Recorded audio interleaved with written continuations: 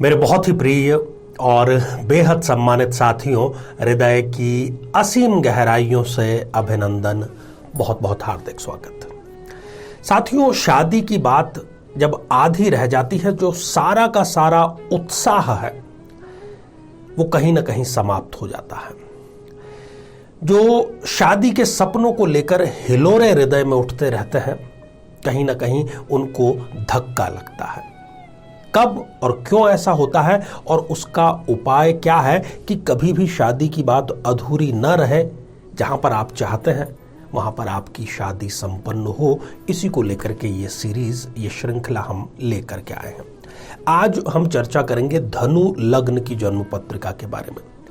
तो साथियों, यदि आपकी धनु लग्न की जन्म पत्रिका है तो अपनी जन्म पत्रिका आप लेकर के जरूर बैठिए, और साथ ही यदि आपका लग्न कोई और है तो यहाँ आई बटन में हमने इसकी प्लेलिस्ट का जो लिंक है वो प्रोवाइड कराया है, वहां जाकर के आप अपने लग्न से संबंधित जो एपिसोड है उसको देख सकते हैं।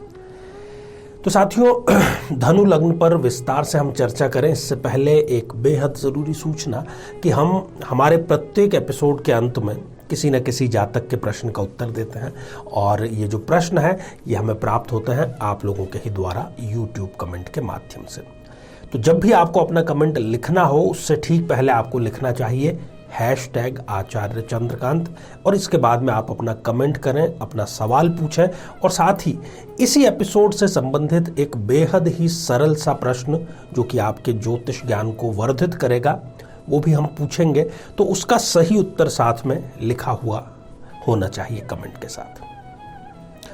तो आइए साथियों, बिना किसी देरी किए धनु लग्न की जन्म पत्रिका पर दृष्टिपात करते हैं। धनु लग्न, लग्नेश स्वयं बृहस्पति देव, सबसे अधिक शुभ ग्रह। 9 नंबर के अंक से ये जन्म पत्रिका प्रारंभ होती है। 9 नंबर अर्थात धनु राशि, इसलिए इस जन्म पत्रिका को हम धनु लग्न की जन्म पत्रिका कहते हैं। साथियों, जैसे ही हमें शादी का, विवाह का, दाम्पत्य का प्रश्न मिलता है तो हमारी जो निगाह है वो सप्तम भाव पर जाती है, परंतु कई बार यहीं पर हम सबसे बड़ी गलती कर बैठते हैं। जब शादी नहीं हो रही है, योग भी है, सप्तम भाव भी ठीक ठाक है, तब हमें द्वितीय भाव पर दृष्टिपात जरूर करना चाहिए, क्योंकि ये बहुत ही आम बात है, परंतु ये हम सरसरी तौर पर जब कुंडली देखते हैं तब नजर नहीं आती। द्वितीय भाव यदि पीड़ित है, खास तौर पर द्वितीय भाव में कोई पाप या क्रूर ग्रह विद्यमान है और उस जातक को उसी ग्रह की दशा, अंतरदशा चल रही है, तो वो जो जातक है वो शादी की बात में आगे बढ़ने से उसको रोकने का कार्य करती है। तो सबसे पहले हम बात करते हैं राहु देव की। राहु जो कि अत्यंत ही अशुभ हैं और लग्नेश के वो परम शत्रु हैं। कुटुंब भाव जो कि धन भाव, द्वितीय भाव जिसको हम कहते हैं, यहाँ पर राहु देव इस जातक के, इस जातिका के स्वयं के कुटुंब निर्माण, स्वयं के कुटुंब निर्माण की जो राह है वो शादी से होती हुई ही जाती है, उसमें ये डीले करने, उसको अधूरा छोड़ने का कार्य करते हैं यदि इनको राहु की दशा अंतरदशा चल रही है। तो अत्यधिक मेहनत करते हैं, ये बहुत मेहनती होता है। सेकंड हाउस में राहु व्यक्ति बहुत मेहनत करता है, परंतु उसको मेहनत का फल नहीं मिल पाता। खान पान के ये शौकीन होते हैं, और जहां पर भी इनको मौका मिलता है ये नई नई चीजें आजमाने से अपने आप को रोक नहीं पाते। बात करते हैं साथियों केतु देव की। यदि केतु देव द्वितीय भाव में विराजमान है और केतु की ही दशा, अंतरदशा इनको चल रही है, तो वो इनको पैतृक संपत्ति का लाभ जरूर दिलवाता है। ये बहुत ही सुलझे हुए होते हैं, कोई भी कार्य करने से पहले उससे संबंधित पाप या पुण्य पर पूरा विचार करते हैं, तभी ये अपना कदम उठाते हैं। हालांकि विद्या इनकी पूरी नहीं हो पाती, परंतु ये विद्या से नहीं बल्कि अपने अनुभव से अपना जो स्थान है सोसाइटी में वो प्राप्त करते हैं, और शब्दों से कैसे खेलना है उसमें ये बड़े ही माहिर होते हैं। सदैव सभी की मदद करने के लिए ये तत्पर, और साथ में हमेशा जो दुखी है उसके साथ खड़े रहते हैं। कोई इनको गिफ्ट नहीं देता, स्वयं ही ये अपने आप को गिफ्ट देते रहते हैं। यदि इनको केतु की दशा अंतरदशा चलती है इस स्थिति में, तो वो भी यही बात जिसको लेकर के एपिसोड बनाया है कि शादी की बात अधूरी रखने का वो कार्य करता है। साथियों, बात करते हैं शनिदेव की। शनिदेव इस जन्म पत्रिका में मार्केश है। मारक ग्रह हैं। और आप देखेंगे यहाँ पर वो द्वितीय भाव में चाहे स्वग्रही हो तो वो स्वग्रही होकर के इनको अपार धन संपत्ति, यदि इनको शनि की महादशा अंतरदशा चल रही है तो दिलवाएंगे। राजयोग भी कई बार क्रिएट करा देंगे, सम्मान की भी प्राप्ति होगी। ऐसा व्यक्ति जिज्ञासु प्रवृत्ति का होता है, नई नई चीजें जानना समझना उसको पसंद होता है। अपनी माता से विशेष लगाव होता है उनको, और माता की किसी बीमारी से संबंधित उनको चिंता भी सदैव बनी रहती है। किसी का ये उपकार या एहसान स्वीकार नहीं करते। अब यदि इस स्थिति में इनको शनि की दशा अंतरदशा चल रही है तो शनि का तो कार्य ही है डीले करवाने का, तो वो इनकी शादी में डीले कराने का कार्य जरूर करता है। साथियों, बात करते हैं मंगल देव की। मंगल इस जन्म पत्रिका में द्वितीय भाव में यदि बैठे हैं तो आंशिक मंगलिक तो हो ही गए, मंगल यहां पर उच्च राशि के हो जाएंगे। धन इनको मिलेगा मंगल की दशा अंतरदशा में, पर उस धन को ये व्यर्थ में ही खर्च कर डालेंगे सारी। आंखों से संबंधित कोई पीड़ा भी इनको जरूर मंगल देव देते हैं। अब सूर्य देव, वो भी एक क्रूर ग्रह है, परंतु द्वितीय भाव में वो किसी प्रकार का नुकसान नहीं करेंगे, क्योंकि वो इस जन्म पत्रिका में योग कारक है, भाग्येश है।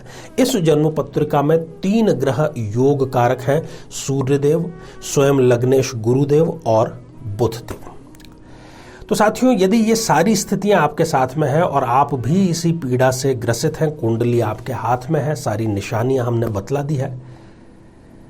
और एक और बात कि यदि इन ग्रहों में से कोई भी 0 या 28-29 डिग्री का है तो फिर ये सारी बातें वहां पर फिट नहीं बैठती हैं। यदि आपका विवाह संपन्न नहीं हो पा रहा है, शादी की बात चलती है, कई बार थोड़ी सी ज्यादा, कई बार थोड़ी सी कम, परंतु पूर्ण नहीं हो पाती, तो एक काम आपको अवश्य अगले ही गुरुवार से प्रारंभ कर देना चाहिए। केले के पौधे में आप प्रातः काल उठ करके जल समर्पित करें। उस जल के पात्र में जिसमें कि जल है, थोड़ी सी हल्दी भी आप मिक्स कर दीजिए और उस जल को आप समर्पित करिए। और समर्पण के पश्चात में जो थोड़ा सा जल आपके पास में उस पात्र में बाकी रह जाता है, उसको अपनी अनामिका अंगुली से नाभि पर आप स्पर्श करा लें। और आप देखेंगे कि ये जो द्वितीय भाव है, इससे संबंधित जो संकट है, जहाँ पर शादी की बात चलती है, वहाँ जो गलतफहमी हो जाती है, वो सारी की सारी दूर होगी और आप जल्द ही शुभ बंधन में विवाह के जरूर बंधेंगे। तो आइए साथियों, अब हम बढ़ते हैं आज के हमारे कमेंट के चरण की ओर। साथियों, आज हमने कमेंट शामिल किया है लव स्टेटस, इस आईडी से ये आया है, अजमेर राजस्थान से इन्होंने लिखा है, पूछा है कि जॉब करनी चाहिए या बिजनेस इनको करना चाहिए। देखिए, आपकी जन्म पत्रिका के अनुसार आपको जॉब ही अधिक उचित रहेगी और जो उचित जॉब है वो आपको इसी वर्ष सितंबर 2022 के बाद में मिल जाएगी। आप यदि संभव हो सके तो निकट के किसी भी हनुमान मंदिर में मंगलवार संध्या काल चमेली के तेल का दिया जरूर समर्पित करें, उनका आशीर्वाद जरूर लें। तो साथियों, अब आज का बेहद ही आसान सा प्रश्न। आज हमने चर्चा की धनु लग्न की, तो धनु लग्न में 3 योग कारक ग्रह कौन से होते हैं? साथियों, आप सभी स्वस्थ, समृद्ध और शांतिपूर्वक जीवन व्यतीत करें। नमस्कार। जीवन में किसी समस्या का सामना कर रहे हैं, जैसे कि शादी में देरी होना, पति पत्नी में मनमुटाव या तलाक तक की नौबत आ जाना, संतान का प्राप्त न हो पाना, नौकरी या धन प्राप्ति में बाधा आना, जीवन के प्रत्येक क्षेत्र में किसी न किसी प्रकार की बाधा आना, तो आज ही अपनी जन्म पत्रिका का संपूर्ण विश्लेषण करवाएं और पाएं समस्या से सदैव के लिए मुक्ति।